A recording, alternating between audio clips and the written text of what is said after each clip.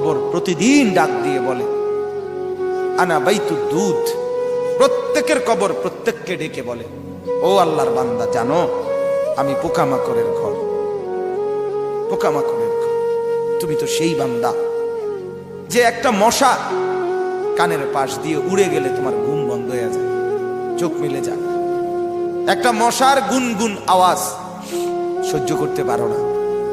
একবার কয়েল, একবার অ্যারোসল, একবার মশারি, এরপরেও তুমি চাও যে একটা মশাও যেন আমার কানের কাছে গুনগুন না করে।